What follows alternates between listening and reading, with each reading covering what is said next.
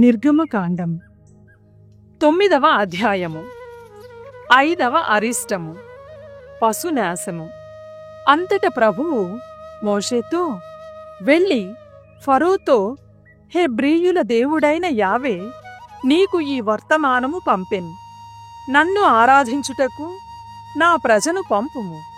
నీవు వారిని వెళ్ళనీకుండా ఇంకనూ అడ్డగించినచో పొలములలో ఉన్న నీ పశువులు అనగా గుర్రములు, గాడిదలు, ఒంటెలు, ఎద్దులు, గొర్రెలు యావే పంపు రోగము వలన నాశమైపోవును. వానికి చావు తెగులు తగులును. ప్రభువు ఇశ్రాయేలీయుల పశువుల నుండి ఐగుప్తు దేశీయుల పశువులను వేరుచేయును. ఇశ్రాయేలీయుల పశువులలో ఏ ఒక్కటియూ చావదు. ప్రభువు కాలమును కూడా నిర్ణయించెను. రేపే ఈ దేశమునకు ఈ కీడు మూడునని ఆయన వచించెను అని చెప్పుము అని పలికెను. మరునాడే యావే తాను చెప్పినట్లు చేసెను. ఐగుప్తు దేశీయుల పశువులన్నీయూ చచ్చెను. ఇశ్రాయేలీయుల పశువులలో ఒక్కటి కూడా చావలేదు. ఫరో ఈ ఉపద్రవమును గూర్చి విచారణ జరిపి జరిగినదంతయూ గుర్తించెను. ఇశ్రాయేలీయుల పశువులలో ఒక్కటి కూడా చావదయ్యెను. అయినప్పటికీ ఫరో హృదయము ఇంకనూ మొండికెత్తెను. అతడు ప్రజలను పోనీయడయ్యెను. 6వ అరిష్టం బొబ్బలు. యావే మోషే అహరోనులతో, మీరు గుప్పిళ్ల నిండా ఆవపు బూడిదను తీసుకొనుడు. ఫరో కన్నుల ఎదుటనే మోషే దానిని మింటివైపు చల్లవలయును. అది సన్నని పొడి అయి ఐగుప్తు దేశమందు అంతటా వ్యాపించి మనుష్యులకు, జంతువులకు బొబ్బలు పుట్టించును. ఆ బొబ్బలు చిదిగి గాయములగును అనెను. ప్రభువు ఆజ్ఞాపించినట్లే వారిరువురు ఆవము నుండి బూడిద తీసుకుని ఫరో రాజు ఎదుట నిలిచిరి. మోషే దానిని మింటివైపు చల్లెను. ఆ బూడిద మనుష్యులకు, జంతువులకు బొబ్బలు పుట్టించెను. అవి పగిలి వ్రణములయ్యెను. ఇంద్రజాలికులు మోషే ఎదుట నిలవలేకపోయిరి. ఐగుప్తు దేశీయులందరకు వలె వారికిని శరీరమందంతటా బొబ్బలు పుట్టెను. కాని యావే ఫరోను కఠిన గుండె వానినిగా చేసెను. ఆయన ముందు చెప్పినట్లే ఫరో, మోషే, అహరోనుల మాటలు వినలేదు. 7వ అరిష్టము వడగండ్ల వాన. తరువాత యావే మోషేతో, తెందలకడ లేచి ఫరో సముఖమునకు వెళ్ళుము. వెళ్ళి అతనితో, హెబ్రేయుల దేవుడగు యావే నీకీ వార్తను పంపెను. నన్ను సేవింప నా ప్రజను పోనిమ్ము. ఈసారి నిన్ను, నీ కొలువువారిని, నీ ప్రజను సకల శిక్షలకు గురిచేయుదును. అప్పటికి గాని సర్వప్రపంచములో నా వంటివారు ఎవరునూ లేరని నీకు తెలిసిరాదు. నేను చేయి చేసుకొని నిన్ను, నీ జనమును మహారోగములతో పీడించియుందునేని నీవు ఈ పాటికే ఈ భువిపై కానరాకుండా నాశమై యుండెడివాడవు. కాని నీకు నా శక్తిని చూపించుటకును, నేల 4 చెరగుల నా నామమును ప్రసిద్ధము చేయుటకును నిన్ను ప్రాణములతో వదిలితిని. ఇప్పటికిని నీవు నా ప్రజలను పోనీయక నిన్ను నీవు గొప్ప చేసుకొనుచున్నావు. కావున రేపీ పాటికి ఐగుప్తు రాజ్యమును ప్రతిష్ఠించిన నాటి నుండి కని విని ఎరుగని గొప్ప వడగండ్ల వాన కురిపింతును. నీ పశువులను, పొలములోనున్న సకలమును భద్రపరచుకొమ్ము. ఇంటికి రాక పొలమునందేయున్న ప్రతి మనుష్యుని మీద, ప్రతి జంతువు మీద వడగండ్ల వాన పడును. పొలములోని జంతువులును, జనులును సర్వనాశమగుదురని చెప్పుము అని పలికెను. యావే పలుకులకు భయపడి ఫరో కొలువులోని వారు కొందరు తమ బానిసలను పశువులను ఇండ్లకు రప్పించిరి. యావే మాటలను లెక్కచేయని వారు తమ బానిసలను పశువులను పొలములోనే ఉండనిచ్చిరి. యావే మోషేతో, నీ చేతిని ఆకాశము వైపు చాపుము, ఐగుప్తు దేశమునందంతటా మనుష్యుల మీద పశువుల మీద పొలములలో మొలచిన మొక్కల మీద వడగండ్ల వాన పడును అని చెప్పెను. మోషే మింటివైపు కర్రనెత్తెను. ప్రభువు ఉరుములతో వడగండ్ల వాన కురిపించెను. యావే ఐగుప్తు నేల మీదికి పిడుగుల అగ్నిని పంపెను. ఉరుములు మెరుపులు మెరమిట్లు గొలుపుచుండగా వడగండ్ల వాన కురిసెను. ఐగుప్తు దేశీయులు ఒక జాతిగా ఏర్పడిన నాటి నుండి కని విని ఎరుగని గొప్ప వడగండ్ల వాన అది. ఈ రీతిగా వడగండ్ల వాన ఐగుప్తు దేశము పొలములలో ఉన్న మనుష్యులను జంతువులను కూల్చివేసెను. పైరు పంటలను చెట్టు చేమలను ఊడ్చివేసెను. హెబ్రీయులు వసించు గోషెను మండలములో మాత్రము వడగండ్ల వాన పడలేదు. ఫరో మోషే అహరోనులను పిలిపించి వారితో, ఈసారి నేను తప్పు చేసి తిని, యావే న్యాయవంతుడు, నేను నా జనులు దోషులము. ఈ పిడుగుల వడగండ్ల వానను ఆపుమని యావేను వేడుకొనుడు. ఇక ఈ వానలను మేము భరింపలేము, మిమ్ము పోనిత్తునని మాట ఇచ్చుచున్నాను, ఇక మీరిక్కడ ఉండనక్కరలేదు అని చెప్పెను. అంతట మోషే, ఈ పట్టణమును వీడిన క్షణముననే నేను యావే వైపు చేతులు చాచెదను, ఆ మీదట ఉరుములుండవు, వడగండ్ల వాన పడదు. దీనిని బట్టి ఈ భూమండలమునకు అధిపతి యావే అని నీవు తెలుసుకొందువుగాక. ఇక నీవు నీ కొలువువారు మా దేవుడైన యావేకు ఇప్పటికి నీ భయపడుటలేదు అనెను. అప్పుడు జనుము పోతపోచియుండెను, యవ వెన్ను తొడిగియుండెను.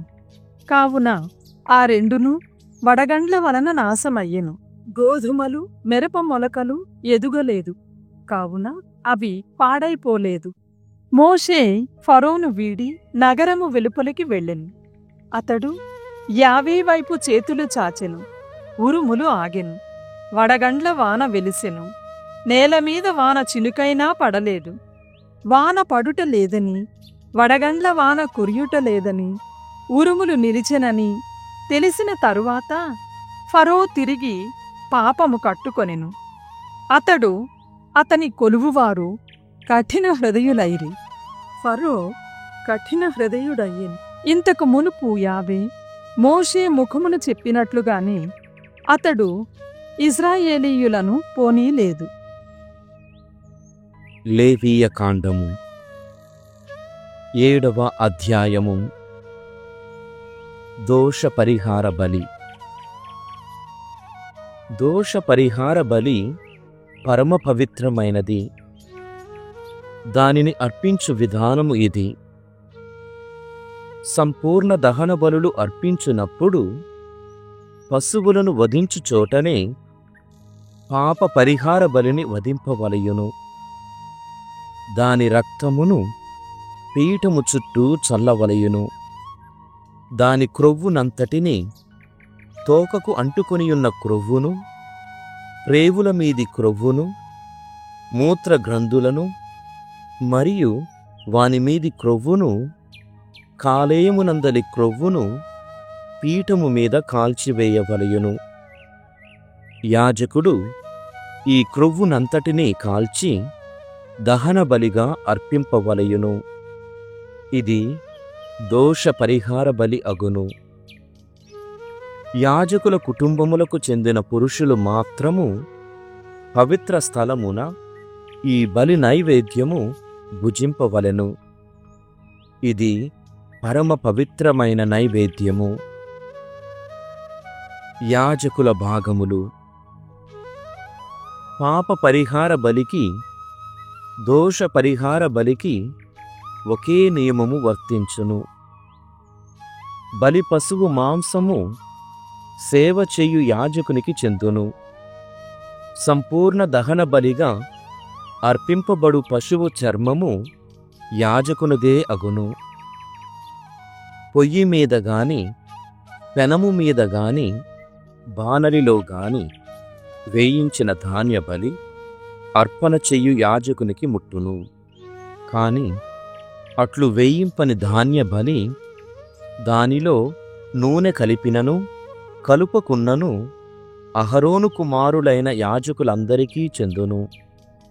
వారందరూ దానిని సమానముగా పంచుకొందురు. సమాధాన బలి. కృతజ్ఞతాపూర్వకమైన బలి. ప్రభువుకు సమర్పించు సమాధాన బలిని గూర్చిన నియమమిది. ఎవడైనా కృతజ్ఞతాపూర్వకముగా బలిని అర్పింపగోరెనేని బలితో పాటు పొంగని రొట్టెలు కూడా కొని రావలయును. ఇవి నూనె కలిపిన లావుపాటి రొట్టెలైనా కావచ్చును, నూనె రాసిన పలుచని రొట్టెలైనా కావచ్చును, నూనె కలిపిన మామూలు రొట్టెలైనా కావచ్చును. సమాధాన బలి రూపమైన కృతజ్ఞతా బలిలో పులిపిడి పదార్థము కలిపిన పొంగిన రొట్టెలను కూడా కొని రావలయును. ఈ రొట్టెలలో ఒక్కొక్క రకముకు ఒక్కొక్క దానిని దేవునికి ప్రత్యేకముగా అర్పింపవలయును. ఇవి బలి పశువు నెత్తుటిని పీఠము మీద చిలకరించు యాజకునికి చెందును. బలి పశువు మాంసమును దానిని బలి ఇచ్చిన నాడే భుజింపవలయును. మరునాటికేమీ అట్టిపెట్టుకొనరాదు. వ్రతపూర్వకమైన బలి. ఎవడైనా వ్రతపూర్వకముగా గాని స్వేచ్ఛాపూర్వకముగా గాని సమాధాన బలిని అర్పింపగోరెనేని బలి పశువును అర్పించిన నాడు మరునాడు కూడా దానిని భుజింపవచ్చును. కాని మూడవ నాడు మిగిలియున్న మాంసమును కాల్చివేయవలయును. సామాన్య నియమములు. ఎవడైనా బలి పశువు మాంసమును మూడవ నాడు కూడా భుజించనేని వాని బలి చెల్లదు, అతనికి బలిఫలము లభింపదు. అది అపవిత్రమైన బలి అగును. అట్టి మాంసమును భుజించిన వాడు పాప ఫలమును అనుభవించును. బలి పశువు మాంసము అపవిత్రమైన వస్తువును తాకెనేని మైలపడును. అట్టి మాంసమును నిప్పులో కాల్చివేయవలయునే గాని భుజింపరాదు. శుద్ధిగానున్నవాడు ఎవడైనా సమాధాన బలులందలి మాంసమును భుజింపవచ్చును. కాని శుద్ధి లేనివాడు అట్టి మాంసమును భుజించిన ఎడల ప్రభువు సమాజము నుండి వెలివేయబడును. ఎవడైనా నరులకు గాని జంతువులకు గాని చెందిన అశుచికరమైన పదార్థములను ముట్టుకొని సమాధాన బలులందలి మాంసమును భుజించిన ఎడల సమాజము నుండి వెలివేయబడును. యావే మోషేతో ఇట్లు చెప్పెను, నీవు ఇశ్రాయేలు ప్రజలతో ఇట్లు నుడువుము, మీరు ఎద్దు గొర్రె మేకల క్రొవ్వును తినకూడదు. ఏదైనా జంతువు చనిపోయినప్పుడు గాని లేక వన్యమృగములచే చంపబడినప్పుడు కాని మీరు దాని క్రొవ్వును భుజింపరాదు. అయినను ఆ క్రొవ్వును ఇతర కార్యములకు వాడుకొనవచ్చును. ప్రభువుకు దహనబలిగా అర్పింపబడిన బలిపశువు క్రొవ్వును భుజించువాడు యావే సమాజము నుండి వెలివేయబడును. ఇశ్రాయేలీయులు ఎచట వసించినను పక్షి మృగముల రక్తము భోజనమునకు ఉపయోగించుకోరాదు. ఈ నియమమును మీరిన వాడు ఎవడైనా ప్రభువు సమాజము నుండి వెలివేయబడును. యాజకుని భాగములు. యావే మోషేతో ఇట్లు చెప్పెను, నీవు ఇశ్రాయేలీయులతో ఇట్లు నుడువుము, ప్రభువుకు సమాధాన బలిని అర్పించువాడు ఆ బలిలో కొంత పాలు ప్రభువుకు ప్రత్యేకముగా అర్పింపవలయును. ఆ భాగమును అతడు స్వయముగా కొనివచ్చి దహనబలిగా అర్పింపవలయును. అతడు బలిపశువు క్రొవ్వును రొమ్మును కొనివచ్చి యావేకు అర్పింపవలయును.